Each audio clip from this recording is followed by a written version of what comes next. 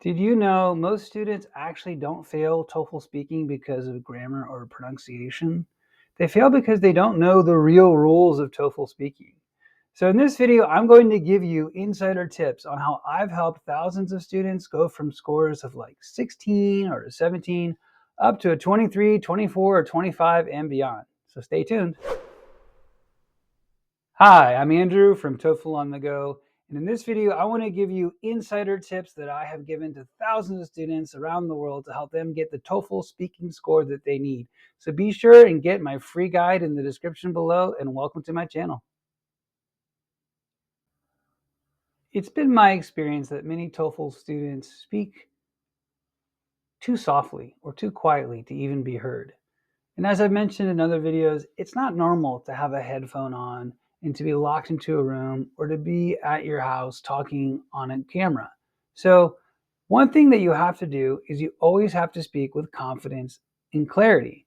So it takes a lot of practice to get through TOEFL speaking. So I always recommend setting a timer, practicing, and speaking with fluency and confidence and projecting your voice and speaking louder than you normally do so that this can be injected into the recording.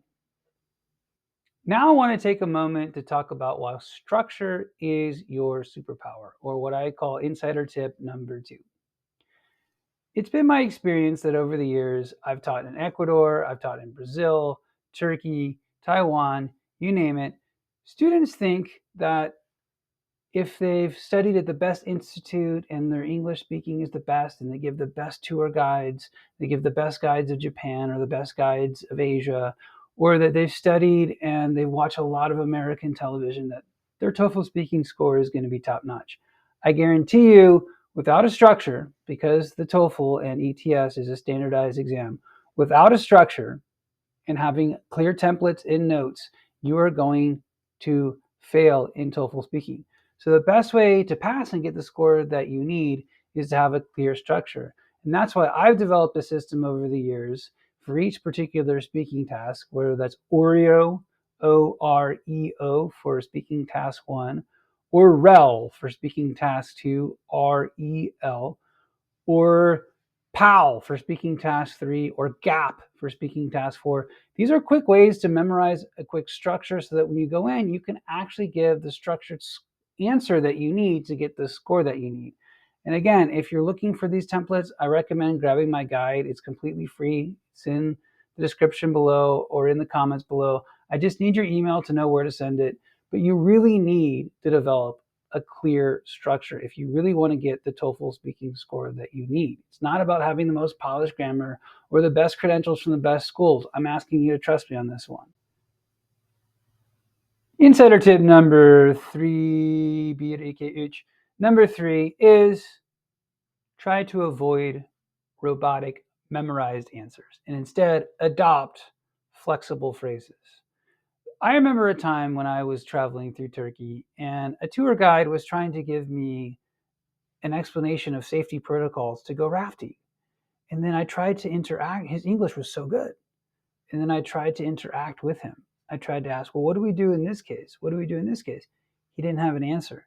He only had a memorized description or a memorized speech.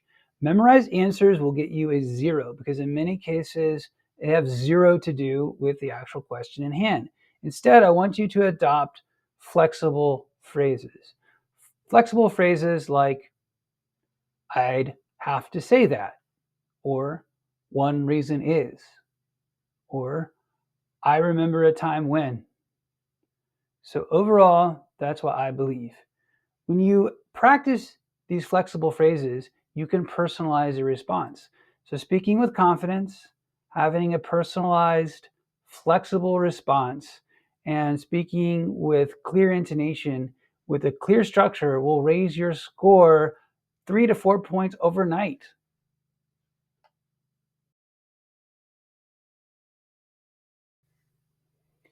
Insider tip number 4, record yourself and listen to yourself back. You have a cell phone, you have a camera, you have a computer. Otherwise, you probably wouldn't be watching this video. So recording yourself back is a great way to hear how you sound. But more importantly, you can also practice speaking with time constraints.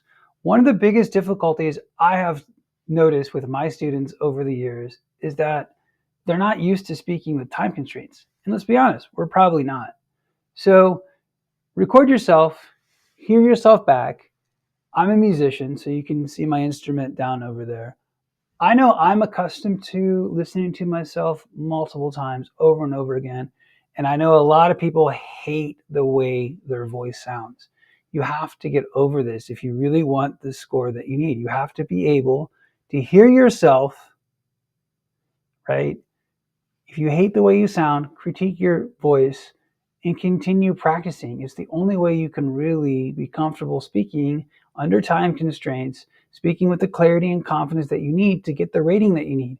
If you get the rating that you need, then you get your scholarship, you get your ticket, and you can come join me here in the United States, wherever you want to study, and have a ticket to a new life. So again, I recommend if you're watching this video for the first time, hit like and subscribe, or get my guide below. I really created this guide for you guys to get the best scores that you need. And while I'm at it, I want to talk to you about, let's call this the fifth TOEFL tip, and what I'm calling the TOEFL and video games. So it's been my experience that I have spent hours, sometimes an hour, 2 hours, talking with a student. Maybe their parents are even paying for it because they need their son or their daughter to get the TOEFL speaking score they need so they can come study here in the United States. And then they go play video games. And there's nothing wrong with video games. I love video games. I grew up playing video games, okay? I might date myself, but I know students, I'll say, well, are you going to study? And they do, but they spend more time playing Fortnite or Call of Duty or whatever it is on their phone than they do practicing for the TOEFL.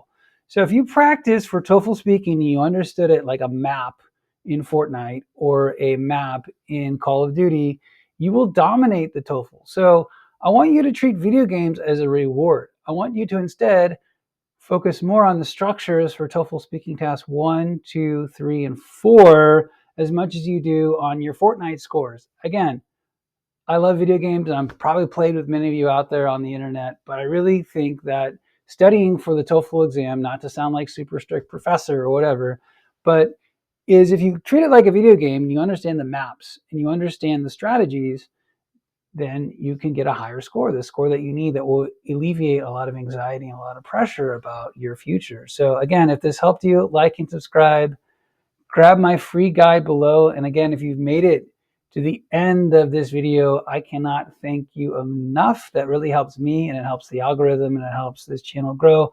I really want this to be the best channel for TOEFL speaking out there. And I hope to see you in one of my videos soon.